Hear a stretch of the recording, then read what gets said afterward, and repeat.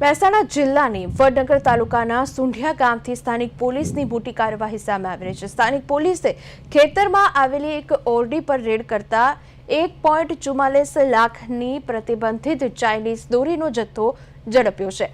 કાર્યવાહી દરમિયાન કુલ 720 reel Chinese દોરી મળી આવી છે। પોલીસે ખેતર માલિક બાબુજી ચતુરજી રાજપૂતને ઝડપી લીધો છે, જ્યારે દોરી સપ્લાય કરનાર હરેશ ઉર્ફે ભીખા પટેલને વોન્ટેડ જાહેર કરવામાં આવ્યો છે।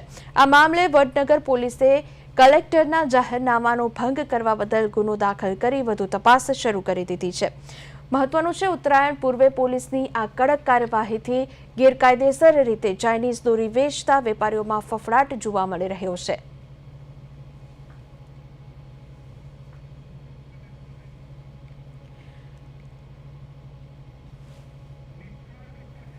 ફોન લાઈન પર સંવાદદાતા વધુ વિગતો સાથે નિસર્ગ આપણી સાથે જોડાયા છે। નિસર્ગ પાસેથી વિગતો મેળવીશું।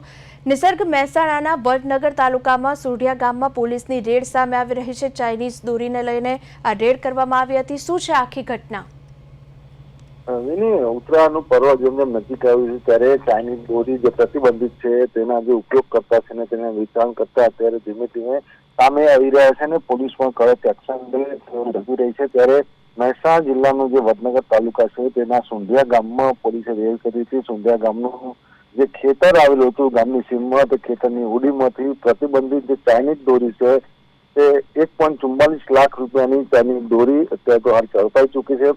પોલીસે જે ચાઇનીઝ દોરી હતી તેના કુલ 720 જેટલા રીલ છે તે જપ્ત કર્યા છે। જે ખેતર માલિક છે જે બાબુજી ચતુરજી રાજપૂત નામનો શખ્સ છે તેની ધરપકડ કરી છે। તેણે તેના ખેતરની હોડીમાં જે પ્રતિબંધિત ચાઇનીઝ દોરી હતી જે રાખી હતી તેમની ધરપકડ કરવામાં આવી છે। પરંતુ આ જે ખેતર માલિક છે જેને દોરી રાખી સંતાડીને રાખી હતી તેને જેને દોરી આપી હતી, સપ્લાય કરી હતી, તે હરેશ ઉર્ફે ભીખા પટેલને વડનગર પોલીસે અત્યારે હાલ તો વોન્ટેડ જાહેર કર્યું છે। પરંતુ કહી શકાય કે વડનગર પોલીસે જે કલેક્ટરના જાહેરનામાનો અત્યારે હાલ તો ભંગનો ગુનો નોંધીને જે એક ઇસમની અટકાયત કરી છે અને 720 જેટલા ચાઇનીઝ દોરીના રીલ જેની કુલ કિંમત થાય છે 1.44 લાખ રૂપિયાનો મુદ્દામાલ જપ્ત કરીને જે કાર્યવાહી કરી છે તેનાથી જે ચાઇનીઝ દોરીના જે વેપારીઓ છે તેમનામાં એક પ્રકારનો ફફડાટ જોવા મળી રહ્યો છે અને આગળ પણ આવી પોલીસ આવી જે કામગીરી કરતી રહેશે તો કેટલાય નિર્દોષ જે લોકો જે ચાઇનીઝ દોરીથી ગવાતા હોય છે અને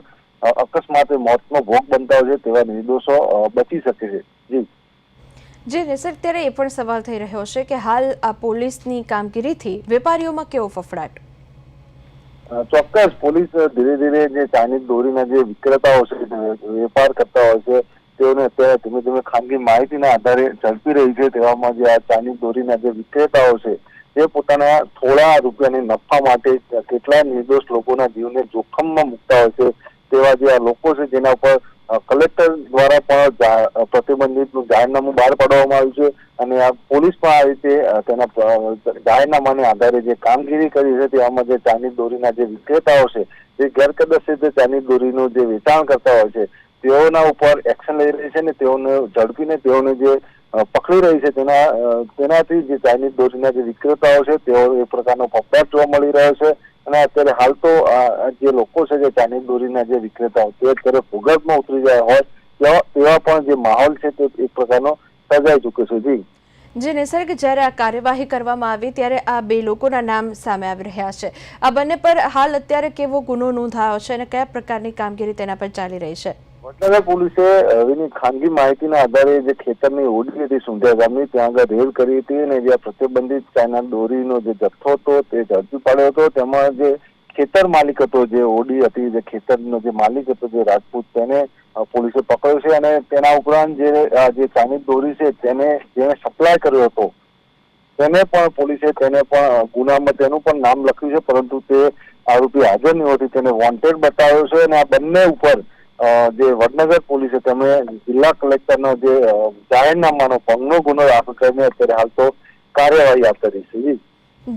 જી નિસર્ગ, અમારી સાથે જોડાઈને તમામ માહિતી આપવા બદલ આપનો આભાર। તો ગેરકાયદેસર ચાઇનીઝ દોરી વેચતા વેપારીઓમાં હાલ અત્યારે પોલીસની આ મોટી કાર્યવાહીથી ફફડાટ જોવા મળી રહ્યો છે। પ્રતિબંધિત ચાઇનીઝ દોરીનો જથ્થો હાલ અત્યારે ઝડપાઈ ગયો છે।